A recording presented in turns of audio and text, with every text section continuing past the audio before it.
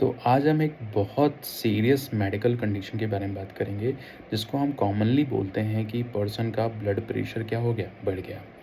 वैसे जनरली ये medical condition एक सर्टेन एज के बाद आती थी, बट ह्यूमंस का जो लाइफस्टाइल है, जो ईटिंग पैटर्न है, उसकी वजह से ये स्लाइटली ये कंडीशंस बहुत अर्ली एज में भी देखने को मिल रही है।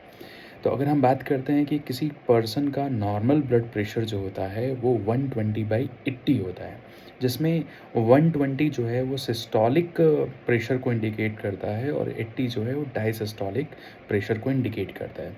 सपोज़ किसी पर्सन का ब्लड प्रेशर 120 से 80 120/80 से कंटिन्यूअसली, अगर किसी पर्सन का ब्लड प्रेशर को कंटिन्यूअसली मेज़र कर रहे हैं और उस पर्सन का ब्लड प्रेशर 140/90 आ रहा है, मीन्स वो पर्सन हाई ब्लड प्रेशर की रेंज में है। मैं क्यों बोल रहा हूँ कि ये मेडिकल कंडीशन बहुत सीरियस है, क्योंकि ये कंडीशंस बहुत कम एज में भी बच्चों में देखी जा रही है, एडल्ट स्टेज के लोगों में देखी जा रही है।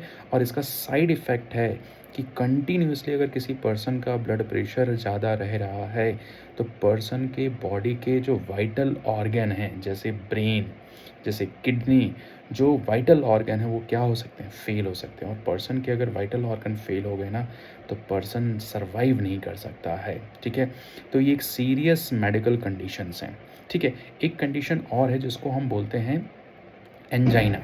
ठीक है, तो एंजाइना की जो कंडीशन है ना, वो बेसिकली जब बॉडी में जितना रिक्वायरमेंट है ब्लड का, मीन्स जैसे अगर ऑक्सीजनेटेड ब्लड बॉडी में रिक्वायरमेंट है और वो रिक्वायरमेंट फुलफ़िल नहीं हो पा रही है, तो इस कंडीशन को हम बोलेंगे एंजाइना पेक्टोरिस।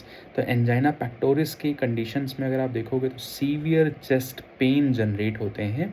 और सीवियर चेस्ट पेन जनरेट हो रहे हैं, इट मीन्स बॉडी में जितना ऑक्सीजनेटेड ब्लड का रिक्वायरमेंट, जितना ऑक्सीजन का रिक्वायरमेंट है, उतना रिक्वायरमेंट फुलफ़िल नहीं हो पा रहा है। और हार्ट के ऊपर क्या जनरेट हो रहा है, प्रेशर जनरेट हो रहा है, जिसकी वजह से हार्ट के अंदर एक सीवियर चेस्ट पेन जनरेट हो रहा है। इस कंडीशन को हम क्या बोलेंगे, एंजाइना पेक्टोरिस। ठीक है।